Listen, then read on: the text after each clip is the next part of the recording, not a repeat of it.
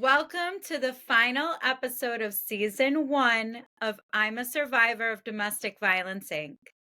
I'm your co host, Michelle, and today we're taking a moment to reflect on the powerful conversations we've had throughout this series.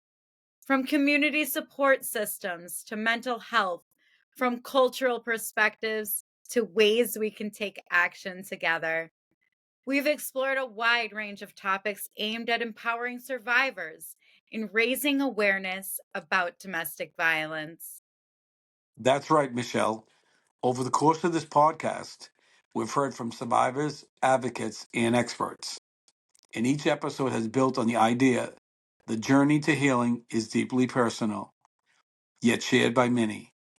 As we close out this series, we'll summarize the key insights we've learned and discuss why it's so important to keep this conversation going because awareness, support, and action don't stop with the series. We'll also take a moment to reflect on how far we've come in understanding of domestic violence and how far we still need to go to create a world where survivors can heal, thrive, and feel supported every step of the way. Let's dive in and look back at the key points that have shaped this journey.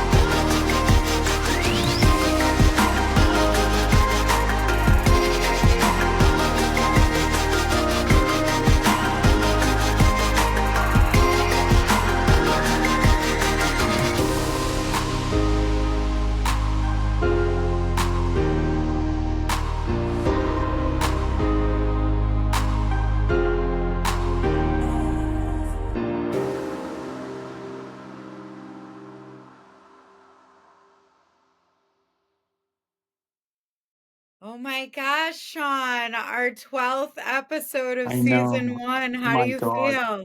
I'm like Michelle, I'm so blessed to have you as a co-host because you're that woman, you're that incredible, articulate, bubbly, creative, just you're the person. You're just so thank you. Thank you again. I want to let my whole audience know I couldn't have done this without you and without your motivational kind of just ways about you. You just motivate and you took my visions as a co-host and put them on steroids. And I just want to say thank you first and foremost. Secondly, I literally got really emotional when you said that we have to do this episode about the close of the first season. And I was like, wow, it went by so fast. We had incredible guests. I mean, so many people are already talking about after they left the show, they want to potentially watch the podcast. When's it coming out? We're getting a lot of emails and text messages and contacts on LinkedIn and my Facebook about the podcast. So I'm getting really a little overwhelmed in a good way that so many people are interested in like what's next, what's season 2 going to be like, and who's going to be on. So I just want to say again, thank you, and thank you for bringing my visions as a co-host to life. That's all I have to say. Well, thank you, Sean, for letting me bring the visions from the paper to the screen. And yeah, we've had some incredible guests along this season one journey for sure. I mean, um, yeah, there, we have too many to name, obviously. People will be going through and they have to watch the episodes on their own on Spotify and the other platforms. But yeah, it's definitely but incredible. It's been a learning journey for sure for even us as survivors and you as the owner of I'm a Survivor of Domestic Violence Inc. Out of Las Vegas, Nevada. But I think you should kind of just touch on the foundation a little more so our guests, even though we put it on the slides every single episode, just kind of get in a little bit about the foundation a little more and how they can contact Yeah, and how they can so- support. sure. Um, Before I jump in on the foundation, I just want to say thank you for opening another door that I'm going to walk through about the episode 2 and how we just closed out one. I mean, season 1 and 2 rather. So season 2, people are asking, like, we're getting flooded with like people that want to be on the show. So I think we're already booked, as you said, that we got all the guests already probably lined up, most of them. But I want to say it's really amazing that the responses that we get from people who are survivors or advocates, and they look at the website. So I'm going to go down the road about our website and what we offer. Again, I'm a Survivor of Domestic Violence Inc. is located in Las Vegas, Nevada. Okay, on off of Rainbow. We don't give our location because obviously there are people that are survivors that have been battered, so we kind of keep a little the radar, which a lot of you know um, 501c3s organizations that are in our space want to keep it private for reasons we all know they're battered and they're afraid that their abuser may come. So I can only tell you we're located in Las Vegas, Nevada.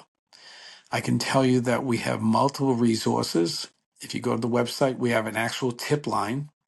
So on that tip line, it's 702-323-4477. Again, tip line is actually a hotline as well. It's one and the same. It's 702-323-4477. If you can't get to a phone and you're in trouble and you're being held hostage, if it's because of domestic violence, human trafficking, you went out on a date and the guy or the girl's keeping you hostage in some manner, some craziness, all you have to do is just say you're talking to your girlfriend or you're talking to your job that you can't go into work because what's going on here. Whatever the issue is, just get on your phone and text our number. Again, 702-323-4477, 911 911. Put your address and your name and the abuser's name if you can. That's it. And we will have Metro PD in Las Vegas come immediately. We have the contacts to call. We'll also call 911. So that's first. Secondly, our email address is support, just like it sounds, support at I am a survivor of domestic violence.org. Again, support at I'm a survivor of domestic violence.org. The website address is I am a survivor of domestic violence.org. Again, I am a survivor of domestic violence.org. Let's talk about what we offer. So as a survivor and listening to survivors and victims who lost loved ones, it's very sad that I have to say this, but I'm going to say it. There isn't much resources out there. There are, some foundations that offer support and resources. And then there are some that are out there and they're smaller and they can't really do what they say they do, but they do what they say, but maybe they're lacking staff, lacking, a live phone, which we have 24/7 phone lines, which is, an answering service. But we offer literally one-on-one group coaching sessions and we actually can give you referrals to therapists that will work and help you for no cost. Okay, so that's a big thing. A lot of people say, "Well, I work and I can't get, Medicaid, Medicare. I can't pay for health care." The United States doesn't have a lot of options for free health care, as we know. So, but if you're poverty level, you can get Medicaid and food stamps and stuff like that. So for those people that have jobs and were disheveled because of what happened of domestic violence, you can still call us. We give you free, I say completely free resources, support groups. You can go one-on-one at first because if you're embarrassed, then you can jump in to group. If you want to stay one-on-one, that's fine. I do a lot of one-on-one coaching. I'm a certified coach. I'm a certified hypnotherapist. Let me say it again, certified coach, certified hypnotherapist. And I'm well educated. And I used to be in law enforcement. And I'm an investigator. So I'm like a big resource for you as a victim if you need help. If you don't know who to go to, who to trust, I'm neutral. Everything that we talk about, we don't take any records. We just take a quick intake on you. We put down what happened, maybe the abuser, perpetrator's name, just the basics. And we put that in it's a one sheet, and it's completely confidential. What we talk about isn't recorded. There isn't any real notes. We just do it as a coaching session. So it's not like if you have to worry about your job, like a lot of people worry, oh my God, it's going to be a record. Maybe if my job finds about it, I'm going to get fired. And that's something to be really worried about. But in most cases, if you're seeing a doctor, a psychologist, a therapist that's licensed, that you're using your insurance or paying cash, however you pay, your story will be kept in their records, and they will have it noted. So if they get subpoenaed, they will find out everything. If they subpoena our company, we only tell them basics, that you came in, that you had an issue, blah blah blah. We're not mandated to tell anything because we don't have notes. We do this because we're not therapists. We are a foundation built off of survivors who lived it and who have done it and gone through it and have dealt with anxiety, PTSD, chronic PTSD, coercive control, emotional, psychological abuse. Myself and my co-host have almost been killed, literally killed. Okay. I'm former federal law enforcement, former investigator, big guy. Guess what? My ex nearly killed me. And for Michelle, which I cannot speak, she'll get her time to speak. She was almost killed as well. So when we say we're dedicated to what we're doing, we give 120% every time we're out here on our podcast. We want to engage with the communities. We want to engage with victims and their family members, because domestic violence and abuse from domestic violence or psychological abuse ripples, and it affects the whole family and even affects people at your work. I mean, I can't tell you how many times I've had women that call from their work on break outside their office saying, I don't know what I'm going to do. I'm going to break. I'm going to get a gun. Like, I save people's lives from people getting killed. I mean, there's so much going on right now, and there's not that many people, and the hotlines are all busy. Everyone that has a hotline, they're busy. We're getting last year, we're closing out this year. Like last year, we got like 900 to 1,200 calls. This year, I just found out, just for this actual, podcast that we're doing, this episode today, I think we did 2,300 calls. That's crazy. We have 641,000 views of our website to date. Okay, that's almost 700,000.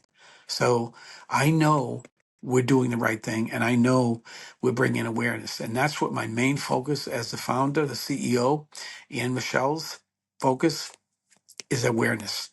Because a lot of people, the younger generations, once you start getting into like high school, a lot of girls don't know what to do and how to handle, boys that are a little aggressive.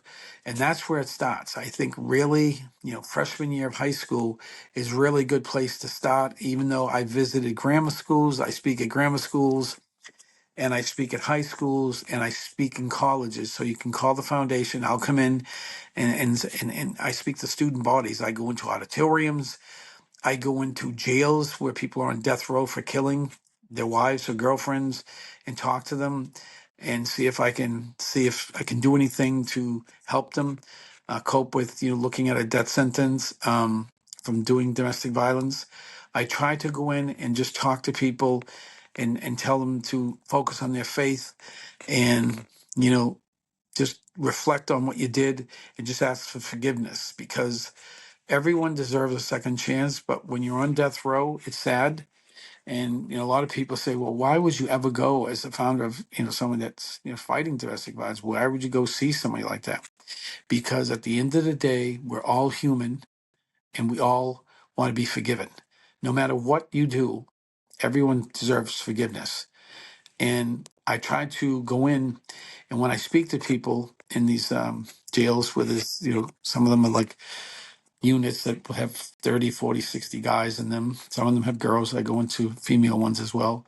I think I really make a difference. And a lot of people reach out to the foundation and me after they get out of prison. So I know the reintegration issue for domestic violence offenders is hellacious. Some of them say that they were set up and I believe some of them, not all of them, but I believe some of them when I look at the police reports and look at everything after they come out and they show me everything. I'm saddened because it really boils down to simply when you are in a relationship or looking for a boyfriend or a girlfriend or you're divorced, try not to do a rebound relationship. It's the worst. It really is. Try to give yourself a buffer.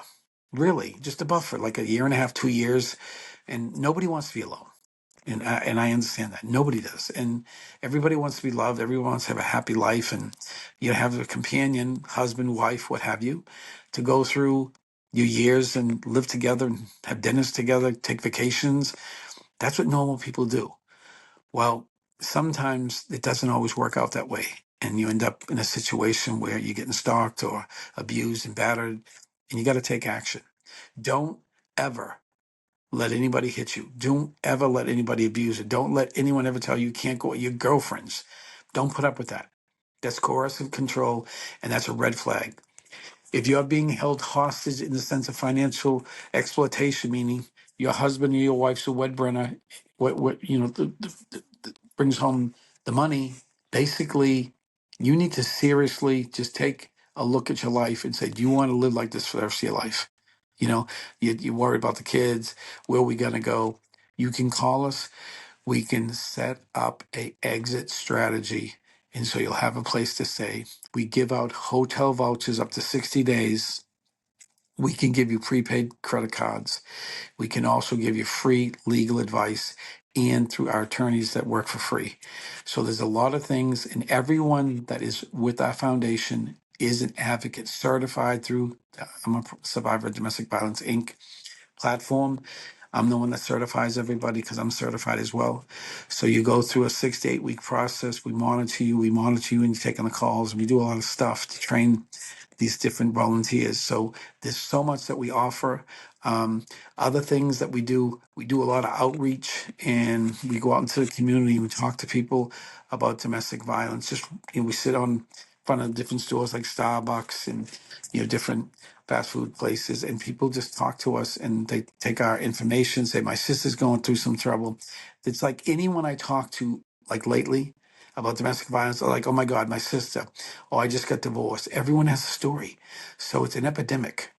And people aren't acknowledging it. They're just not acknowledging that, overseas, like I always refer to London, there's so many women that are being slaughtered like cattle over in London. It's horrific. And I'm a Survivor of Domestic Violence is a national company, but we ripple overseas and we're in other countries. I talk to people in Helsinki, Finland.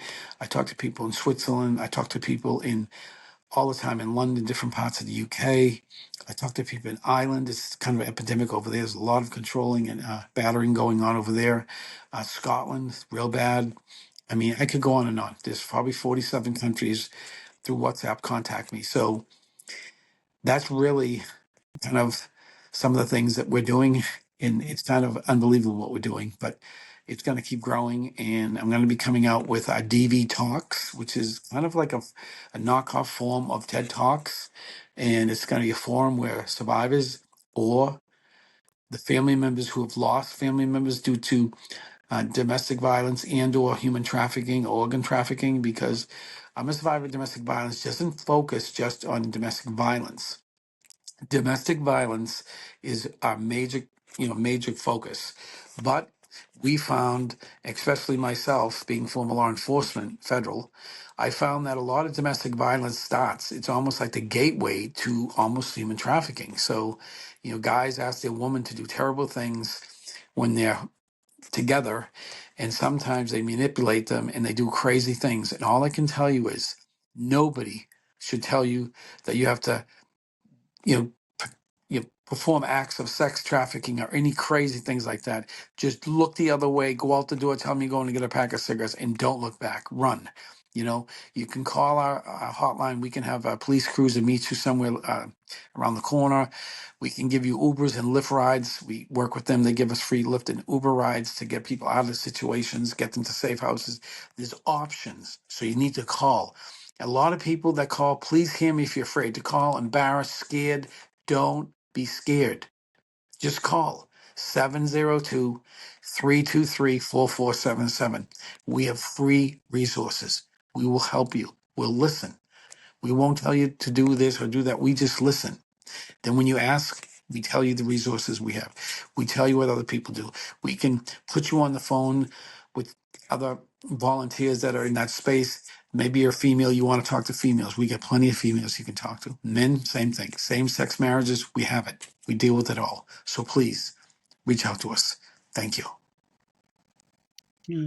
That was a lot of information for our audience, and hopefully that will, if it only helps one person, it is definitely a success for sure.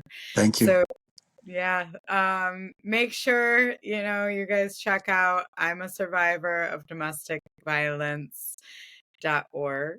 And we obviously will put slides as well as text, in our Spotify and our social media posts and more. So let's just kind of get back into looking back at the series, Sean. And I'm going to ask you a question here and Sure. answer to the best of your knowledge. So, what are the most important takeaways about how domestic violence affects individuals and communities, and how can we apply this knowledge moving forward? Okay. Great question. Double-edged sword, but I love it because this is what I was hoping you'd hit me with a question, and where I didn't know what the question was. It's great. So the first thing you mentioned about, most important takeaways about how domestic violence affects communities and individuals. So first of all, if it was your first time in a relationship, or if you've been in relationships before and you never actually suffered or encountered domestic violence is really like, I have to say, it masks itself, because if you're not really well educated or know about domestic violence, a lot of people say, well, I wasn't being hit, but he wouldn't let me do stuff, or she wouldn't let me do stuff, after we got married, or after she moved in, or after he moved in. So first of all, you don't need to get a black eye. You don't need to be thrown against a wall. You don't need to be thrown down a set of stairs. You can be manipulated psychologically. So basically, coercive control, I mean, some abusers will make excuses if you guys, decide, oh, I'm going to go out with my girlfriends tonight, or I'm going to go out with my friends tonight. We're going to go play darts. And, maybe the man, the relationship went out with his friends playing darts for 10 years before the relationship, 5 years, 3 years, whatever it is. And the new girlfriend or wife says, honey, I don't want you going. I would just want you to stay home. Let's just snuggle on the couch. We got to watch TV. It's always something. Or, I made special dinner and I want to have coffee. It's always something. You'll find you just never can go out anymore, and you'll be alienated, and you're always home with him or her, which is not healthy. Every woman should have girlfriends. Every man should have some friends, some guy friends that they go out and hang out with. It's normal to go outside of the house. Being around the same person all the time is not a bad thing, but it's not normal. Like the husband goes to work, or if the wife's a stay-home mom, that's one thing. The husband goes to work, and then the wife never gets a chance to go out to break out away from the kids. Cleaning the house, taking care of the dogs, what have you. I mean, women are not appreciated, and I hate to say this, but a woman are not appreciated in America and globally. Overseas, it's even worse. I mean, nobody understands. I actually read some articles that if you had to hire a woman that takes care of a house, you're cleaning laundry, cooking the food, just daycare, whatever. If you had to do all that, you're looking at $95 to $150,000, depending on how many kids you have. And you throw some dogs and dog food and all that, feed them, cleaning up the messes they make. Come on, it's a Mhm. full time job plus taking care of the kids, driving them to school. You know, so a lot of men don't appreciate women, and I just want to tell all you men out there that are doing that, you gotta stop that noise because it's inappropriate and it's shameful. And for those of you that take care of your woman and your loved ones, and you're a good man. God love you because um, I was on the reverse of it. People say, "Well, men don't get abused." Well, that's not true. Men do get abused, and most men that get abused will not they won't even think about calling 911 because they're afraid because typically the man's bigger, right? And just because you're a man and you're bigger doesn't mean you might have a 100 pound, 110 pound woman that gets drunk or something, gets intoxicated or does drugs, and maybe she's got addiction issues, whatever it is. And when she's on the drugs, she wants more and she starts flipping out, or when she drinks, whatever the case may be, you can be abused by a woman as a man, and you have every right to hit 911. The problem is in the States and overseas, if you have kids, they may come and say, well, I know you say she hit you, but you said you had to defend yourself. She said you hit her. Now it's assault and battery on, both sides of the spectrum. So you're both going downtown. The kids are going to go on DFAX or, child services. You got to get arraigned. What happens if you don't have money? You don't have any. I mean, you could literally end up in jail and be sentenced, and your kids could be adopted by the time you get out of jail. And it's not even a joke because I get calls all the time of mothers that get out that do 60, 90 days. The husband took the kids and left the state. Parental kidnapping stuff, and he filed all these motions when she's in jail. I mean, there's crazy stuff that goes on. So all you have to do is you have to live your life proactively in every way you can, right? And this is the part of the question I'm answering right now is about how the domestic violence affects individuals and communities, because that's how it affects individuals. Now, the way domestic violence affects communities is if somebody's in a restaurant, they witness it, because I have people calling me all the time. What about you live in an apartment building? You always hear like unit 3A, you live in 3C or something, but 3A, there's always 3B, there's always battering, you hear banging off the walls. You call the police, they come, they've been knocking the door, they open the door, they go inside, they leave, there's nothing that happens. The woman says, oh, I was just cleaning dishes, making excuses, right? You don't have to live like that within a community, okay? The other thing people don't talk about is what about work? Domestic violence goes on in work. Nobody's even knows about it. Mhm. Domestic violence goes on in your workplace. Coercive control, your boss making these innuendos or telling you you can't go to break unless I go to lunch with you and all this craziness. There's a lot of stuff that goes on at work in the workplace, but nobody talks about it. And I've had people calling me recently, and I've had like probably 25, 30 calls over the last year. Like, what do I do if I'm experiencing domestic violence in work? And I said, well, what do you mean? Well, people, I work at Amazon. This was Amazon, actually. And I don't know which unit. She wouldn't tell me because I tried to get a hold of the people at Amazon there, but they couldn't do anything because she didn't give me any locations or names. She hung up. But she says, my boss, like when I'm working, he'll come over to me and throw me against the pallet of stuff we're working on to get out of the way. You're working too slow. That's domestic violence. That's assault. Mhm. So people get it confused. Domestic violence is like segregated. No, domestic violence when you put your hands or your feet, push your body as a man to a smaller human being, which is a woman, and you push her out of the way, pushing her away like she's a dish rag or a piece of furniture, that's abuse and that's assault and battery. Again, assault and battery and abuse. Do not put up with it in your workplace. And the problem they put up with it is some of them need jobs and they're afraid, well, if I go to the boss, he's my boss. If I go to the higher boss, they're just going to fire me and say I'm lying. And the thing is, let me tell you something. You can have a lawyer subpoena the tapes at your workplace, and they keep those tapes going, running inside those warehouses because of theft, employee theft, because there's multiple millions of dollars worth of merchandise. So ask to have a lawyer get hired and tell them what happened, get a police report. And the sad part about it is you may get fired. It is sad. But don't let it go on. Get a new job.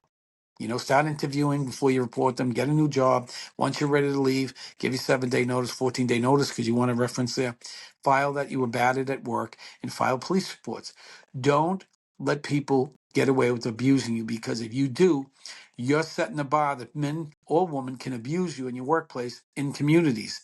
I've seen many people call me where I picked them up at restaurants and they were in a restaurant and the husband and the boyfriend leave the woman and the kids at the like out in the cold, out in the rain, left outside the store when that restaurant closes because he took the keys and he was drinking too much. He was abusive and he slapped her in the restaurant. And we had to get police reports. Then they pulled the tapes and people get prosecuted. A lot of women that have been abused are battered. They're beat down. They can't take it. They just don't know what to do. They're overwhelmed. Every day it's drinking. He's not home. Whatever the case may be, you don't have to live like this. I know you're saying, oh my God, what am I going to do? I'm overwhelmed. Guess what? We will help you through the process. It's not going to be easy. I'm not telling you it's not going to be it's not going to be easy, because it's not going to be easy. So I'm just saying again, I'm not going to tell you it's not going to be easy. I'm just not going to tell you that. But let me ask you something. Do you want to have something terrible to happen to your kids? Do you want to have something happen to you so you can't take care of your kids? Just ask yourself those questions as you're listening to this podcast. And my name is Brian. You can call me. I'm the founder. I'm always available. You can request to talk to me. If it's urgent, I'll get right on. No matter what I'm doing, I'll pause a coaching session, whatever I have to do. I'll get on the call. So please just understand domestic violence affects individuals in communities, and it actually causes a ripple effect throughout the whole community. When they hear screaming and yelling, it really gets people talking. It gets them nervous. It gets them tense. Like, oh, do we want to live here listening to this abuse? It's terrible. And eventually, if you live in that situation, the police will come. They will take you both, and the kids will end up in foster care. And you can look it up. And the courts are so backed up now, you don't even know if you're going to get heard. You may have to have bail money sometimes if they think you have kids and you're not taking care of the kids, because he may have hit you and that you hit him back, or you tried to defend yourself, threw a chair at him as he was coming at you, whatever, just trying to protect yourself. You got to get out of that situation. You're going to end up going to jail, and the kids are going to be at risk. So please hear me. Please call us 702-323-4477. That's our hotline. So that's my answer to your first question. Okay. Great answer. Great answer. I try. It's a loaded gun, that question. It's like, Oh, um, it's a loaded gun. That's a hard one. all right. Would you like to ask me a question? I actually would. I actually would. So when I think about a question for you, it's kind of, you know, hard for me but there are some things that I really want a female question. It's like a female question. It's something that catered to females that have been abused, and you've been abused. Yeah. So this is my question. So Michelle, why is it critical to continue having conversations about domestic violence, even after, awareness campaign has ended, or a podcast series like ours? Like, how would you answer that? Like, as a woman being abused, like what is the main thing that you get about awareness and campaigns about awareness? And once they ended in podcasts, why is it important? After it's all concluded, of course, and it concludes, why is it important that we keep going, and how can we keep it going? I mean, obviously, after ending an awareness campaign or concluding a podcast series, there's still domestic violence going on across the world, and the conversation isn't over. domestic violence is going to continue to be ongoing. It's a crisis, it's an epidemic. It happens in families all over. It's everybody knows somebody who's dealt with domestic violence. Every single one of our guests and advocates that have been on season one are all survivors. So we have to continue to take action and we have to continue these conversations. Um, it's going to be in the public eye. It's been in the public eye for years. People just pushed it under the rugs, years ago. But it doesn't fade back into the background, for sure. It's still happening. It's still going to continue to happen. And like you said, families, with the husbands and wives or same sex marriages, there's kids involved and there's foster care that, can take the kids. And then this is going to go into the children's future. And it may be what they fall into because it's generational and it shuts down nervous systems, which we have learned, and energies. And so we got to break the silence. We got to reduce the stigma and we have to encourage more people to seek help. A lot of us are scared. I can say as a survivor, I was always scared because I was an independent woman and, my family really got sick of hearing from me and my friends got sick of it and everybody told me to get out, but I didn't want to leave my belongings behind. And finally, CPS got involved and they said, it was your kids or him. And I obviously said, it's my kids. Bye bye, honey. You need to leave. Now, my situation was a little different. I was an independent woman. My father always taught me to keep my own bank accounts and separate accounts. So, I was able to take care of myself. There's some women that, we've mentioned throughout many of these episodes about the financial alienation, and some of the women have nothing. So how are they going to get out? And some of these resources, you're on waiting lists. So it's hard. So survivors need, advocacy and they need resources. And Definitely, yeah. although they're there, not all of them have the funding. We've talked to different guests about funding and with these 501(c)(3)s, and people need to know how to apply for grants. And it's just an ongoing thing. Like we keep mentioning, everybody knows somebody that's dealing with it. So, you know, we don't want domestic violence to be normalized and we want the behavior, to change because it's harmful and there's a lot of misconceptions, with domestic violence. So I definitely say, furthermore, discussions post campaign or post podcast, we need to highlight the systematic issues and the need for long term, meaningful policy change, whether that's bills or laws or, in the police departments, as we've heard from, one of our guests, how they have the safe place, in this one police department here in New York. But again, that's comes to funding and the community getting involved. And a lot of times the community kind of turns their back because they may think it's normal, and it's not normal. So, I think it's vital to keep domestic violence prevention and intervention strategies on a forefront of social issues. So Yeah. that would be my answer. You know, that was really an incredible monologue. So thank you. And you hit the nail with the hammer. I mean, you nailed it. So one other thing I want to say, one other question to wrap it. That question. So what would you say, and why would you say continued conversation helps the issue in the public eye? What's your feeling on that? Like, I have my own, but this is for you to answer because I just want to hear what you say because I have my own thoughts.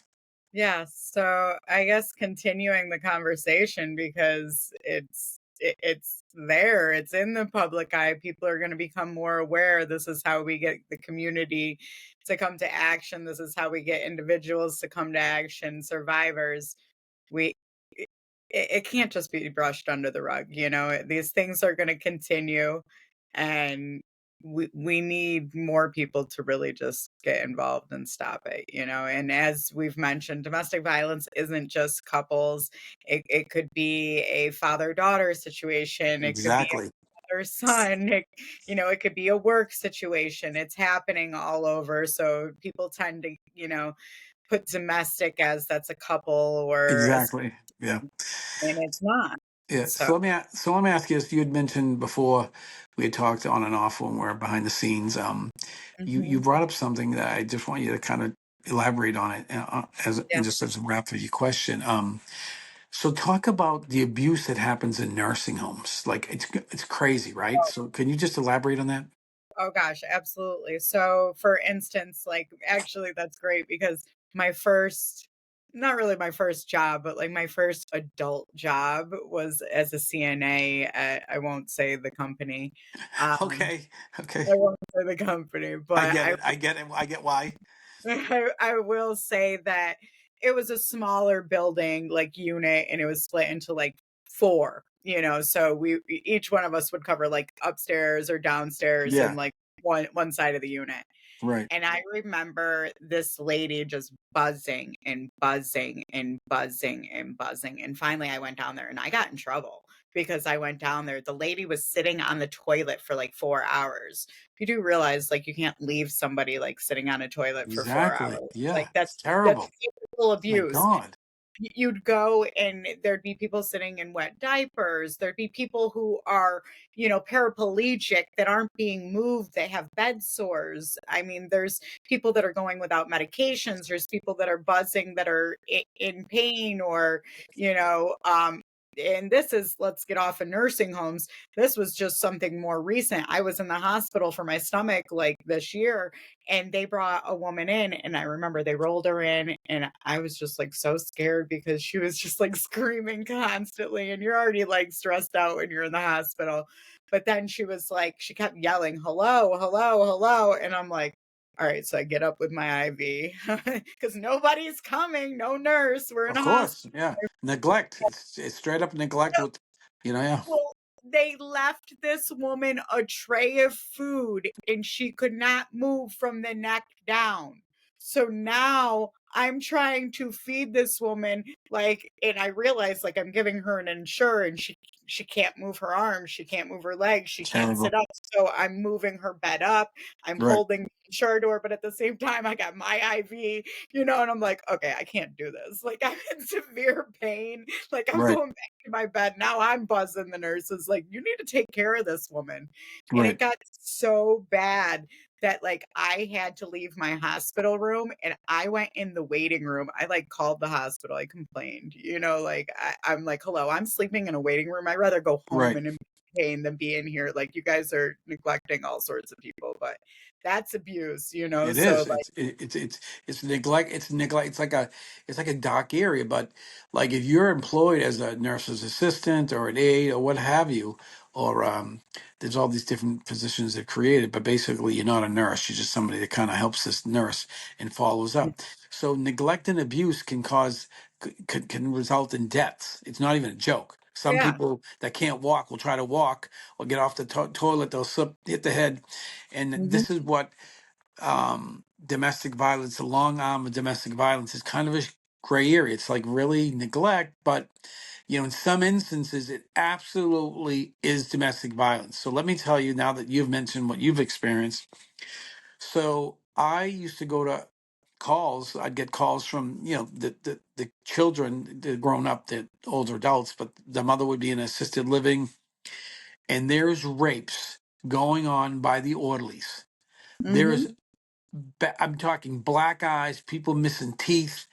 Like you go in and talk to them and say, "Hi, how you doing?" I went in to investigate a complaint, so I would go in there and I'd bring flowers like I was visiting, and some of them, going in and out with dementia, or some of them are kind of just really very depressed and sad because some people leave them in there and they don't visit them, and some of them don't have any family members. The Yeah. husband died and they're just on their last leg. So I went in there, I was completely devastated. I left the place in tears, but I took multiple reports. I was thrown out of there actually, and I was called in by a family member to visit, and the lady was coherent, but I was thrown out there, conveniently enough. But I did open up a defects case, and they basically lost their license, and two of them actually went to prison. It took 19 months before it came to fruition. I testified, and I probably have been to, I don't know, 50, 60, and they have never done anything. I mean, I'm talking about people that are paraplegic, okay, that never leave the bed, Mhm. and they've got black eyes, balls of their hair are missing, okay, and they tell me, when the orderly comes in, his name is Barry, and suddenly when we go to find Barry or find out, they say he was fired and he was a temp, so they pull his records sometimes. It's crazy what they do. They commit crimes. Those are criminal crimes. Yeah. um like when they don't tell you the truth of what's going on. So it's really sad. And I want to just say to all, you know, p- children out there of your parents, if they're in nursing homes, you need to really go see them. You need to talk to them, see what's going on, because there's a lot of crazy stuff going Mhm. on in assisted living homes, like stuff that it's just hellacious, horrific. And I know about it. And I'm doing what I can, but I can't do anything if you don't call. Just call 702-323-4477. We're in Las Vegas, Nevada. I'm always in the community in Las Vegas, Nevada, and my volunteers are there. My advocates are there. We can appear in Clark County. Anytime you need an advocate, just call 702-323-4477. If for some reason the hotline's jammed, which is most often, email us support at I'm a survivor of domestic violence. That's I am, not I am. It's I am a survivor of domestic violence.org. Support at I'm a survivor of domestic violence.org. And our website again is I am a survivor of domestic violence.org. So please email us, go to the contact area, you know, just send us a little note. If you want to, just give us a tip about a nursing home or something, some abuse going on and some assisted living, whatever you have, just drop a line, leave a voicemail, call on a block number, call from a payphone. Please don't look the other way. Don't say I don't want to be involved, because you could save someone's life. You could literally save an elderly person's life. Please, Mhm. thank you. And I'll just add to that real quick. And I'm not saying that every nursing home is bad, but Exactly. We're not saying that. Yeah. Yeah. We're not you saying. know, I will say that if you have the funds or the means, like, do not allow your family to go into a nursing home. My mother, like, when she was getting ready to pass, they Yeah. wanted to put her into, a home. And I said, over my dead body, I dropped every single thing that I was doing. I was traveling 26 out of 30 days out of the month, and I dropped everything to be there with her every step of the way. And I said, the CNAs and the nurses and stuff would call from hospice, but I was doing everything. She didn't want to see them. And they're like, you need sleep. I said, I will sleep when she passes. There's no way my mother is going into a nursing home because, Right. again, I've worked in one. And not only that, my, another one of my business partners, father it was in Massachusetts, and they also did a case there. But by the time Really? cases, What part of Mass was it? Springfield. Okay. All right. Springfield. But by then it was too late. He has passed. And think of all those people in the meantime that were abused. I mean, they had to call and make 5, 6, 7 reports until they were like investigated and fined, and they were written up for all sorts of things. But I mean, think of all those people that don't have somebody there to advocate for them. And So, that's why I'm a survivor of domestic violence Inc. is a foundation that will fight the best we can, and we will get law enforcement involved. We'll help file whatever you need. The file documents will assist as advocates to help you write the reports if you can't write, if you can't think because you're battered.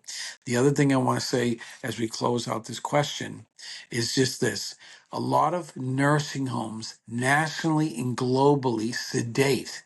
So let's say if you take, I don't know, something, sometimes they give the residents something to help them sleep, right? They overdose, so they don't even know what goes on with their body at night. mhm, And I don't need to say anymore. It's sickening, it's yep. horrific, and we need to bring awareness to it. And please, if you have anyone that you think that's been abused, or you work as a nurse, because you guys know firsthand, Don't act like you got to keep your mouth quiet, keep your mouth shut because you're going to get fired. You can do it anonymously. Just give us the location, the name of the patient that's living in the nursing home or the assisted care living, and we'll do the rest. Please. Again, Yeah. 702-323-4477 or support at IMA survivor domestic violence.org, or you can contact us on the website, Yeah. IMA survivor of domestic violence.org. Okay.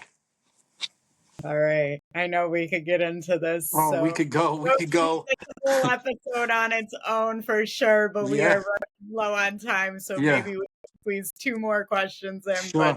really Sure. let's get this one in here. Okay. So how can the lessons learned from this podcast, season 1, be used to improve current interventions and support systems for survivors of domestic violence?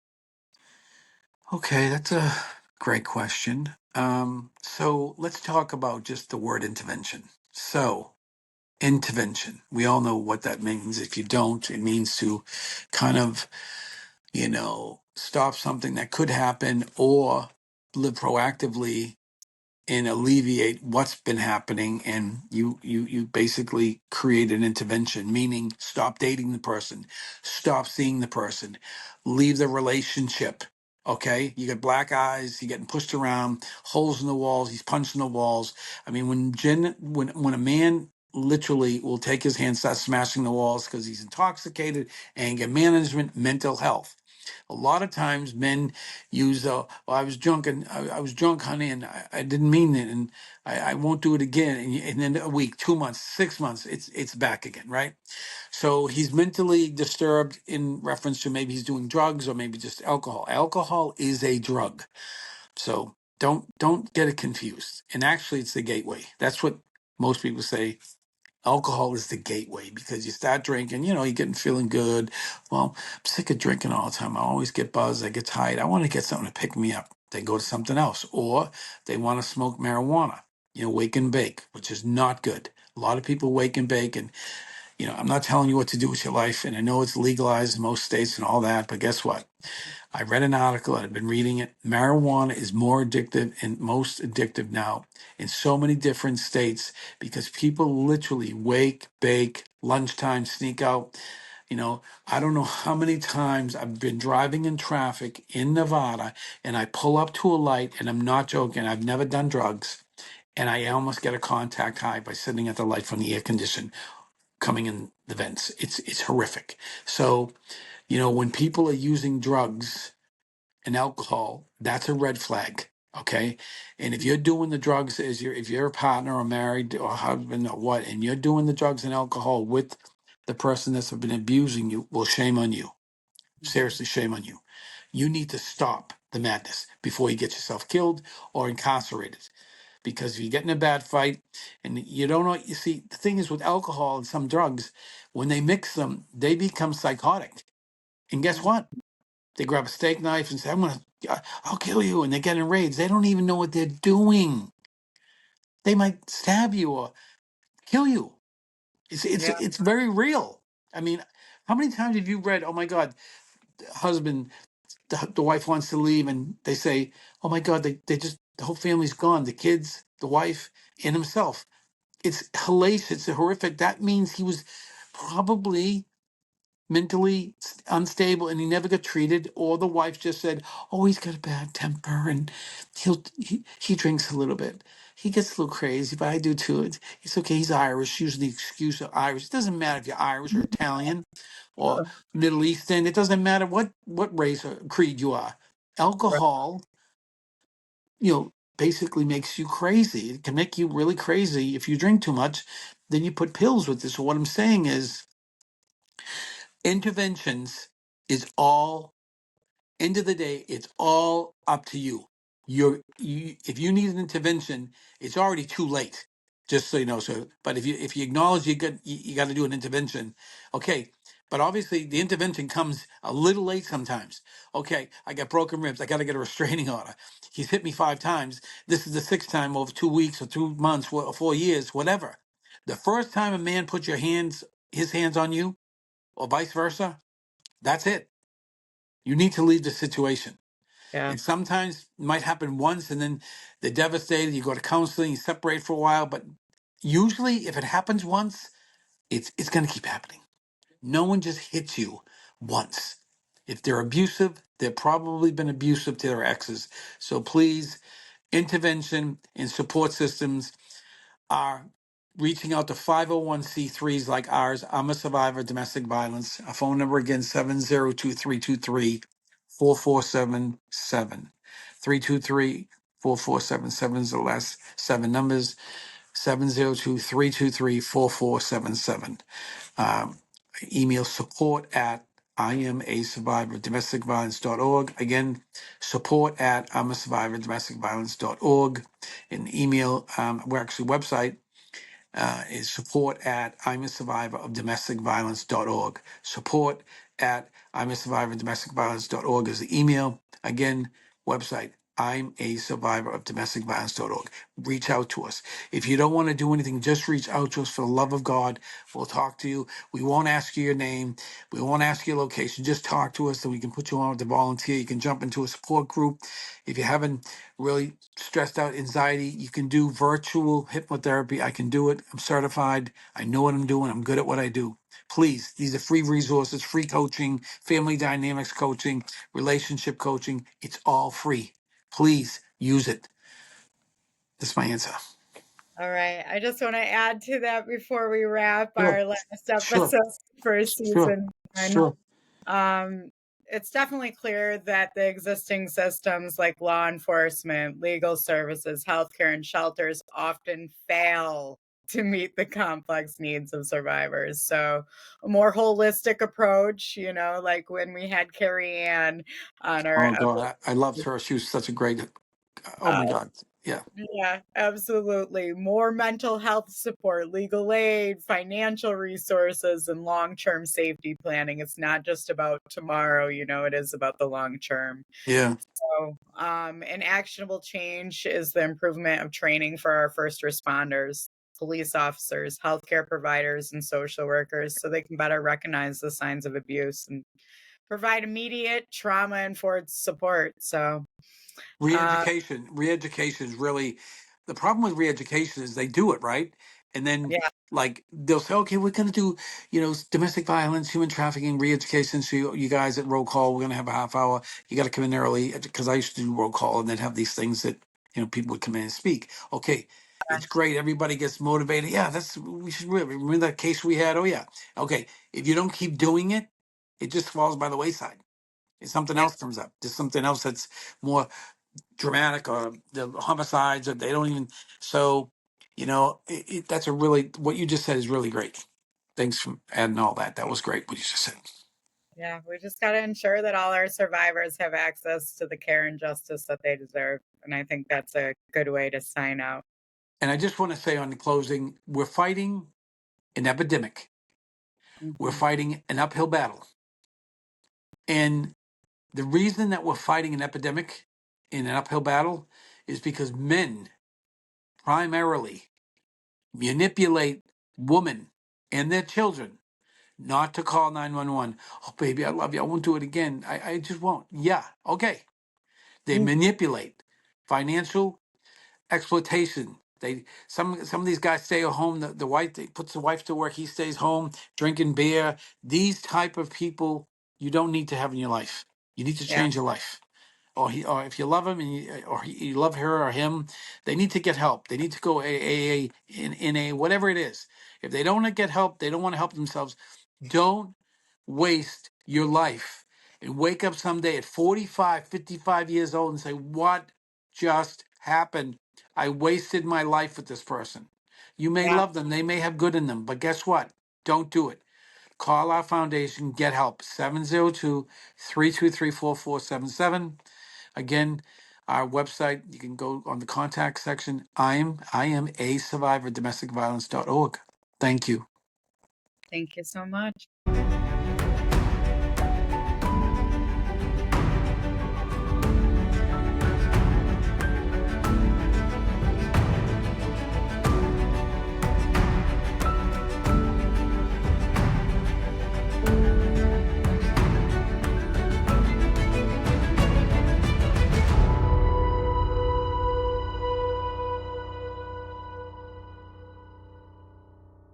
Thank you for joining us on this journey through I'm a Survivor of Domestic Violence, Inc. As we wrap up season 1, we want to remind you that this conversation must continue. The fight against domestic violence doesn't stop when the episode finishes. It's an ongoing collective effort that requires all of us to stay engaged, raise awareness, and support survivors every day. Exactly, Michelle. What we've shared over these past episodes is just the beginning of what needs to be a lifelong commitment to ending domestic violence. We hope that these conversations have empowered you, provided resources, and reminded you that you're not alone.